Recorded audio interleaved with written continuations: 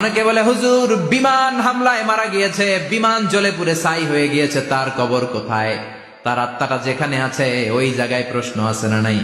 অনেকে বলে হুজুর সাগরের মধ্যে পড়ে মারা গিয়েছে, তিমি মাছ খেয়ে ফেলেছে, তার কোনো অস্তিত্ব নাই, কিন্তু তার রুহুটা আছে না নাই? প্রতিটা রুহু সংরক্ষণ করে কে? প্রত্যেকটা আত্মা আল্লাহর কাছে সংরক্ষিত থাকে। প্রতিটা রুহু, প্রতিটা মানুষ মালাকুল মাউতকে দেখতে পায়। আপনিও দেখবেন, আমিও দেখব। মুমিনদের কাছে এসে মালাকুল মাউত একজন যুবকের বেশে সাদা ধবধবে জুব্বা পরে সুগন্ধি মেখে মুমূর্ষ ব্যক্তির শিয়রে বসে বলে, ইয়া আইয়াতুহান নাফসুল মুতমাইন্নাহ, হে প্রশান্ত আত্মা, উখরুজি ইলা মাগফিরাতুল্লাহি ওয়া রিদওয়ানি, আল্লাহর ক্ষমা আর দয়ার দিকে বের হয়ে আসো। বলা মাত্রই মুমিনের আত্মাটা স্মুথলি বের হয়ে আসে। কাফান মিন আকফানিল জান্নাহ, হানুত মিন হানুতিল জান্নাহ, জান্নাত থেকে আনা সুগন্ধি কাফনের মধ্যে পেঁচিয়ে তিনি রূহটাকে নিয়ে ইল্লিনে চলে যায়। সরাসরি দেখে মালাকুল মাউতকে।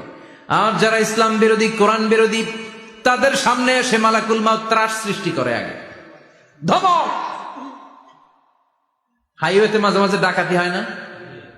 বাসগুলোর মধ্যে যখন ডাকাতি হয়, বাসে থাকে 50 জন, ডাকাত ঢুকে 5 জন, এই 5 জনের ভয়ে সবগুলো পেশাব করে দেয়। কারণ ত্রাস সৃষ্টি করে। এসেই চাইনিজ কুড়াল দিয়ে আগে কোবায় দেয় 4-5 জনের। রক্ত দেখে কি দেওয়ার সব আগে রেডি করে রাখে। মালাকুল মাউত এসে কাফের নাস্তিক মুশরিকদের সামনে সেরকম একটা ত্রাস সৃষ্টি করে, ভয়ে লোকটা কাঁপতে থাকে।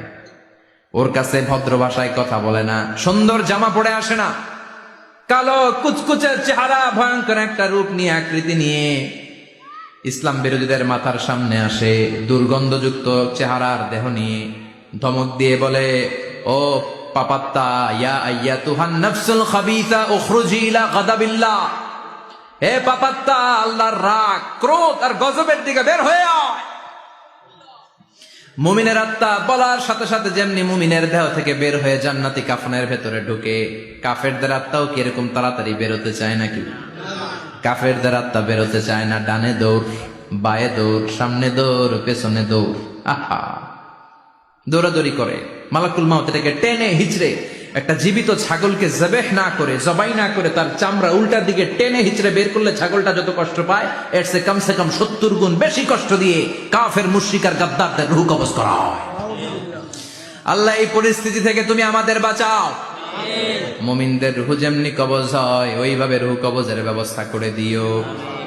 ইমানের মৃত্যু নসিব করে দিও, শাহিদি মৃত্যু নসিব করে দিও।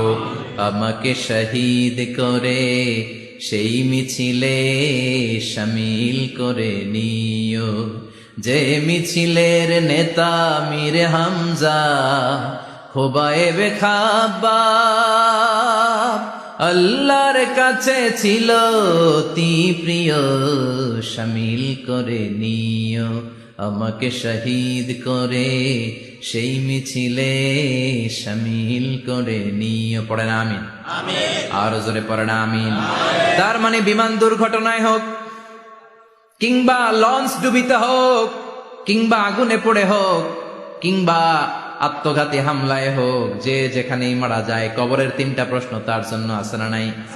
ইসলাম বিরোধীদের জন্য প্রশ্ন 3টা, আপনারা যারা মুমিন তাদের জন্য 4টা, আপনাদের জন্য একটা বেশি। আলহামদুলিল্লাহ কোন?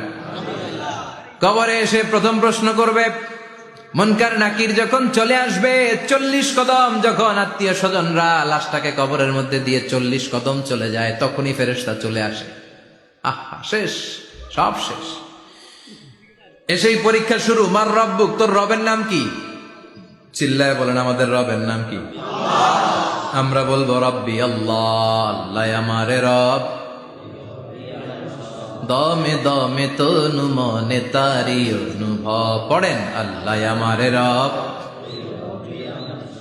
তোমার দুনিয়াতে আমি যেদিকে তাকাই, অথই নিয়ামাতে ডুবে আছি সবাই। পাখ পাখালির গানে শুনি তাসবিহ কল রব, তাসবিহ কল রব, আল্লাহ আমারে রব।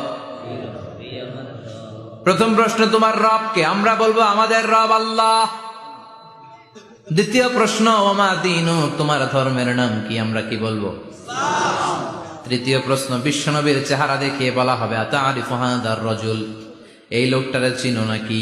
আমরা বলবো চিনি আমাদের প্রাণের নবী, ঠিক কিনা? চাঁদের চেয়ে সুন্দর তুমি নবী আমার কমলিওয়ালা, দু জাহানের বাদশা তুমি প্যারা নবী সাল্লে আলা, চাঁদের চেয়ে সুন্দর তুমি নবী আমার কমলিওয়ালা, ঠিক কিনা? তিনটা প্রশ্নের যথাযথ উত্তর যখন দিয়ে দিলেন, আপনার জন্য অতিরিক্ত আরেকটা প্রশ্ন করা হবে, ওয়ামা ইলমুক, তোমার নলেজ কি? তিনটা প্রশ্নের উত্তর যে তুমি করতে পারলা, কিভাবে পারলা, কেমনে জানলা? নকল করে বলছো নাকি জেনে বুঝে আসছো? নকল হয় না? এখন মনে হয় এগুলো একটু কমছে। একটা সময় ছিল অনেক নকল হইতো, পাঞ্জাবের ভিতরে নকল, পকেটে নকল, টুপির ভিতরে নকল, মৌজার ভিতরেও নকল, এমনকি মেয়েরাও নকল করে পরীক্ষার হলে আসে না নাই? স্কেলের মধ্যে লিখে নিয়ে যায়, হাতের মধ্যে লিখে নিয়ে যায়, ওড়নায় লিখে নিয়ে যায়, কাপড়ে লিখে নিয়ে যায়, আসে না নাই? ফেরেশতারা বলবে নকল করছো নাকি? কেমনে জানলা? তিনটা প্রশ্নের উত্তর তুমি কেমনে বললা? আল্লাহ তোমার রব, ইসলাম তোমার ধর্ম, এই লোকটা বিশ্বনবী, কেমনে চিনলা? আপনাকে তখন বলতে হবে আমি কোরআন থেকে শিখেছি, আমি হাদিস থেকে শিখেছি, আমি ইসলাম জেনে বুঝে মেনেছি, আমি আন্দাজে কোথাও ঘুরি নাই। চিল্লায় কোন ঠিক কিনা? আপনাকে বলতে হবে, এজন্য শিখতে হবে, প্রতিনিয়ত ইসলাম সম্পর্কে জানতে হবে, আখের গোছাতে হবে, জীবনটাকে আলোকিত করতে হবে। চিল্লায় বলেন ঠিক কিনা? চারটা প্রশ্নই যখন হয়ে গেল, ফেরেশতারা বলবে আহলান ওয়া সাহলান ওয়া মারহাবান বিক, খোশামদেদ, কংগ্রেচুলেশন, খোশামদেদ, কংগ্রেচুলেশন, সব প্রশ্নের উত্তর তুমি পেরেছো। ফায়ুফসাহু লাহু কবরুহু ৭০ যিরান, আপনার কবরটারে ৭০ হাত লম্বা করে দেয়া হবে।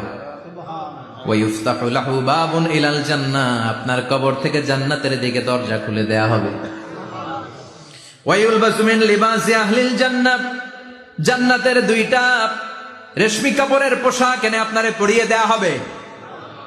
আর বলা হবে নাম কানাউমিল আরুস, ঘুমাও, sleep, you should get some sleep now, তোমাকে লম্বা সময় পাড়ি দিতে হবে, ঘুমাও। কানাউমিল আরুস, যেমনি বর বাসর রাতে আরামসে ঘুম দেয়, বাসর রাতে যেমনি বর কনেকে নিয়ে মধুর ঘুম দেয়, তুমিও ঘুমাও, কেউ তোমার ঘুম ভাঙবে না। কিয়ামতের জন্য ইসরাফিলের সিংহায় যে ফুৎকার আছে, ওই ফুৎকার ছাড়া কোনো কিছুই তোমার ঘুম ভাঙাতে পারবে না। আলহামদুলিল্লাহ পড়েন। আল্লাহ আমরাও যেন চারটা প্রশ্নের উত্তর দিয়ে লম্বা একটা ঘুম দিতে পারি, পড়ে না আমিন। ওয়াম্মাল কাফির ওয়া আহলুশ শিমাল, আর ইসলাম বিরোধী যারা, তাদের সামনে আসবে মালাকান আসওয়াদান আজরাকান, কৃষ্ণ বর্ণের দেহ, নীলাভ বর্ণের দুটো চোখ, গায়ের রং কালো, চোখের রং নীল, দেখতে কেমন লাগে? আলিফ লাইলার ভূতের মতো। তখন গায়ের রং কালো, চোখের রং নীল, ফেরেশতা দুইটা আসবে, এসে ত্রাস সৃষ্টি করবে, এসে বলবে বল তোর রবের নাম কি? মার রব্বুক। মুশরিক, কাফের, নাস্তিক এরা বলবে আমি জানি না আমার রবকে,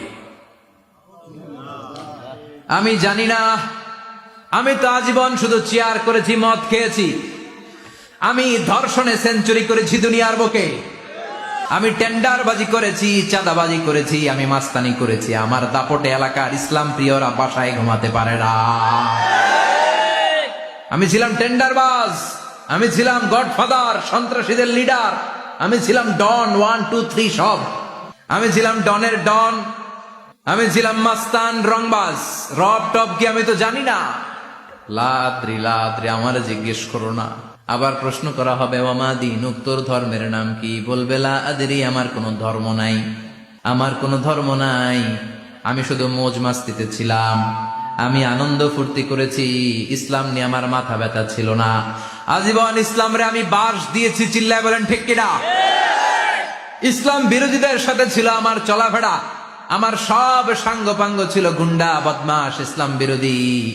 রব কি, ইসলাম কি, এগুলো আমি জানি না, আমার এগুলো জিজ্ঞেস করো কেন? ধর্ম কি আমি জানি না, আমি কিচ্ছু মনে করতে পারছি না।